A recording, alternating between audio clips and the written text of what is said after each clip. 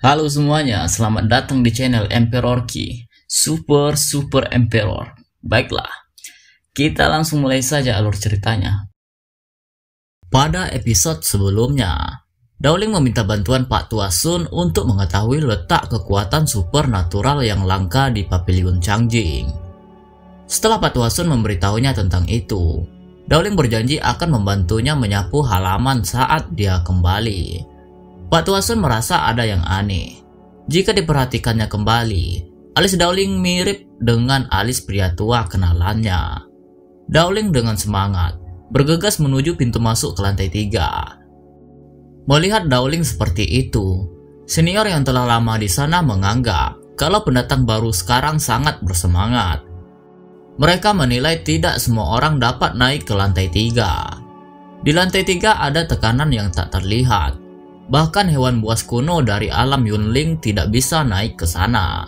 Mereka menganggap jika Dowling terburu-buru dan sedang mencari kematian untuk dirinya sendiri. Dengan mudahnya, Dowling berhasil sampai ke lantai 3, dan hal itu membuat dua orang senior itu menjadi terkejut. Dowling merasa semua buku yang ada di lantai 3 sangat menakjubkan. Dia merasa beruntung karena sebelumnya dia sudah bertanya kepada Pak Tua Sun tentang letak buku yang dicarinya. Jika tidak, maka dia akan sangat sulit mencari buku tersebut. Dowling langsung saja menuju ke bagian timur rak buku seperti yang dikatakan oleh Pak Tua Sun. Setelah cukup lama mencarinya, Dowling akhirnya menemukan buku yang dicarinya. Dengan segera, Dowling melompat untuk mengambil bukunya karena buku itu terletak di bagian atas rak bukunya. Dowling menilai gulungan yang diambilnya itu tidaklah buruk. 3 tubuh keemasan yang dijelaskan di dalam gulungan tersebut merupakan kekuatan magis yang berdasarkan tubuh fisik. Tingkatannya ada tubuh perunggu, tubuh perak, dan tubuh emas. Kultivasi dari tiap tingkatan memerlukan banyak eliksir untuk melengkapinya. Namun Dowling menemukan ada bagian yang hilang dalam gulungan itu, dan itu merupakan bagian yang sangat penting dalam gulungan tersebut. Dia pun menjadi bertanya-tanya tentang bagian apa yang hilang dari gulungan itu. Tiba-tiba ada seseorang di belakang Dowling dan Dowling menyadarinya dari bayangan besar yang muncul di depannya. Pria itu sangatlah besar dan juga tinggi. Dia meminta Dowling agar memberikannya gulungan yang ada di tangan Dowling. Tetapi Dowling tidak akan memberikannya pada pria besar itu karena gulungan tersebut bukanlah miliknya.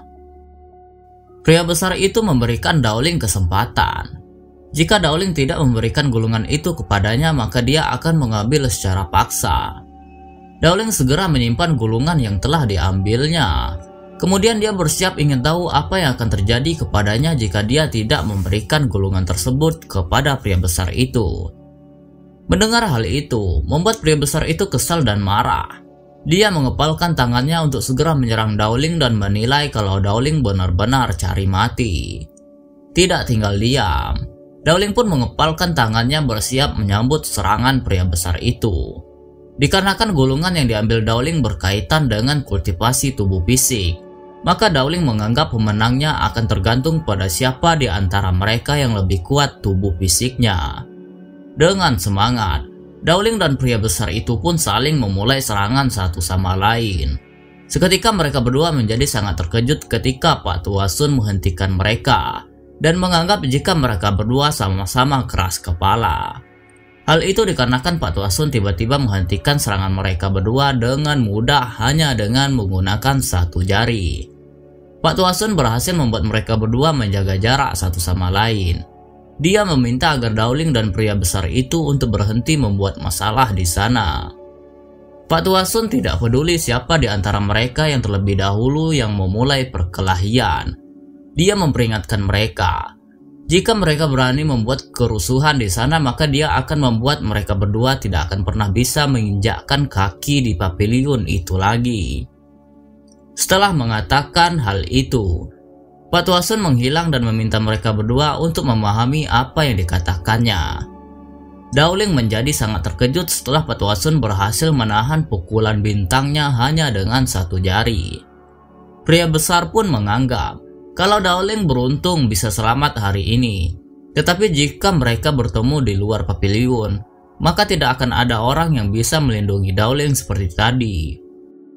Dowling hanya menanggapi omongan pria besar itu dengan mengejeknya. Pria besar itu pun menjadi sangat marah dan kesal mendengar Dowling mengejeknya. Dowling pun perlahan melangkah keluar pavilion sambil mengatakan bahwa pria besar itu masih bisa dengar tapi tidak mendengar sedang ditekan. Ya begitulah kira-kira maksud yang dikatakan oleh Dowling. Sesampainya di luar, Pak Tuasun menanyakan apakah Dowling akan berlatih teknik 3 putaran dari tubuh emas. Dowling pun telah meyakini akan niatnya untuk melatih teknik tersebut. Pak Tuasun mengingatkan Dowling bahwa kekuatan supernatural itu sangat mendominasi dan mudah melukai tubuh seseorang ketika berlatih. Dia menyarankan agar Dowling tidak berlatih dengan enteng. Namun tidak peduli seberapa sulitnya teknik itu, Dowling sudah bertekad untuk mencobanya terlebih dahulu. Tiba-tiba Dowling teringat ada sebagian yang hilang dalam gulungan yang diambilnya. Dia pun bertanya kepada Pak Tuasun, apakah dia mengetahui bagaimana metode tubuh emas yang tidak lengkap hilang. Teknik itu sudah agak lama dan Pak Tuasun tidak mengingat bagian yang hilang itu. Namun 3 tubuh emas yang berubah memiliki nama yang sangat besar sebelumnya. Meskipun metode tubuh emas hilang sebelumnya, tetapi selama 2 alam pertama dapat dikultivasikan, maka teknik itu akan sangat kuat. Sebelum pergi dari sana, Dowling pun berterima kasih kepada Pak Tuasun karena telah memberikannya sedikit petunjuk. Pak Tuasun mengingatkan Dowling, jika budidayanya gagal, dia meminta Dowling untuk mengambil barang-barang itu kembali. Di sini Mimin agak kurang ngerti maksud dari Pak Tuasun karena pada teksnya sudah seperti itu.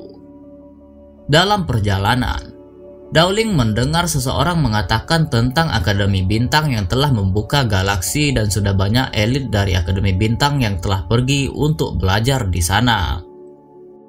Mereka benar-benar iri pada para jenius yang pergi ke galaksi. Di bawah gerusan kekuatan Divine Galaxy, berlatih Qigong seringkali bisa mendapatkan hasil 2 kali lipat dengan setengah usaha, dan juga memiliki lebih banyak kesempatan untuk mendapatkan mani-mani bintang. Begitu galaksi terbuka, maka itu menjadi sebuah pertanda yang menunjukkan bahwa waktu ketika Istana Bintang lahir tidaklah jauh. Setelah mendengar pembicaraan mereka, Dowling mengira bahwa maksud yang dibicarakan mereka itu mungkin adalah bola bintang yang dapat meredam energi dalam tubuh dan mengalami perubahan kualitatif. Sebelumnya Dowling masuk 10 besar dalam murid baru-baru ini. Menurut peraturan akademi, Dowling bisa pergi ke galaksi dan berlatih selama 10 hari. Dia berniat untuk mencoba keberuntungannya di sana. Dengan semangat, Dowling segera bergegas pergi dari sana menuju ke galaksi. Dia akhirnya sampai di tempat yang terlihat banyak sekali batu apung. Dowling mengira mungkin di depannya adalah galaksi, dan itu hampir seperti naga sungguhan yang berbaring terlentang. Dia melihat bahwa banyak kultivator sudah berlatih di atas batu apung tersebut. Dia langsung saja melompat ke atas batu apung untuk segera menemukan tempat untuk dirinya duduk. Pemandangan di atas batu apung benar-benar berbeda dari yang di luar. Tidak hanya energinya yang melonjak, tetapi penglihatannya juga bagus. Orang di sekitar galaksi tiba-tiba melihat saat terlahirnya bola bintang. Mereka pun mencari di mana tempat bola bintang itu terlahir dan mereka mengira kalau seorang anak yang mengambil bola bintang tersebut. Orang yang beruntung mengambil bola bintang adalah Dowling. Tetapi Dowling terlalu keras bersuara sehingga orang-orang di sekitar mengetahuinya.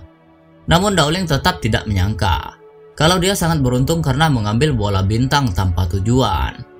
Tidak berapa lama, Shang-Chi datang ke batu apung tempatnya Dowling.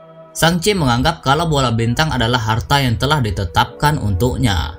Tapi entah atas perintah siapa Dowling berani mengambil bola bintang itu. Tetapi Dowling hanya menganggap jika Shang-Chi hanya berbicara omong kosong. Soalnya tidak tertulis nama siapapun di bola bintang tersebut. Shang-Chi menjadi sangat kesal karena Dowling berani berbicara kembali kepadanya. Dia berpikir sepertinya Dowling tidak tahu siapa dirinya.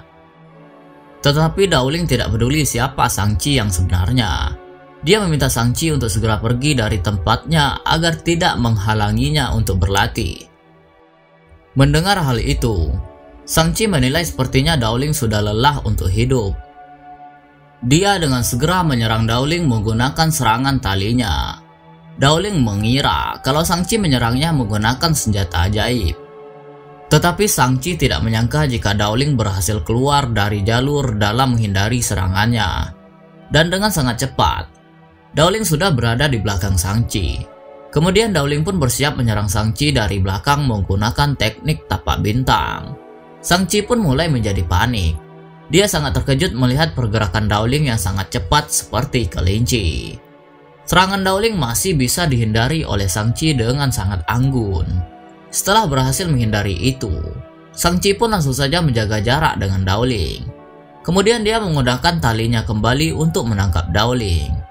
Dowling pun tahu jika talinya Shang-Chi yang rusak akan datang menghampirinya kembali. Talinya Shang-Chi berhasil mengikat badan Dowling. Shang-Chi pun menjadi senang akan hal itu. Dia bertanya kenapa Dowling tiba-tiba menjadi diam setelah terikat. Menurut Shang-Chi, selama tian-tian Lingnya membuat nafas Dowling dekat dengannya, maka itu dapat menyeret Dowling kembali bahkan jika dirinya dapat bergerak di tempat. Tetapi Dowling hanya menanggapi dengan tertawa sesukanya. Shang-Chi menjadi sedikit panik tentang apa yang ditertawakan oleh Dowling. Dowling pun menganggap jika tali itu tidak akan berguna di depan seorang olahragawan seperti dirinya. Dengan mudahnya, Dowling keluar dari jeratan tali itu dan menghancurkan tali rusak tersebut. Shang-Chi pun menjadi sedikit frustasi karena harta roh surgawinya telah hancur dengan mudah oleh Dowling. Melihat hal itu, Shang-Chi pun menjadi sangat marah pada Dowling karena beraninya dia menghancurkan hartanya. Namun Dowling menganggap jika Shang-Chi marah terlalu berlebihan karena harta tadi terlihat hanyalah sepotong kain bagi Dowling. Dowling tidak tahu kalau harta Shang-Chi yang telah dihancurkannya adalah artefak warisan nenek moyang. Kali ini Shang-Chi benar-benar sangat marah dengan Dowling. Dia menganggap kalau Dowling benar-benar orang yang kurang hajar. Shang-Chi menginginkan kalau Dowling membayar semua itu dengan hidupnya. Jangan lupa like, komen, dan subscribe ya. Bye-bye.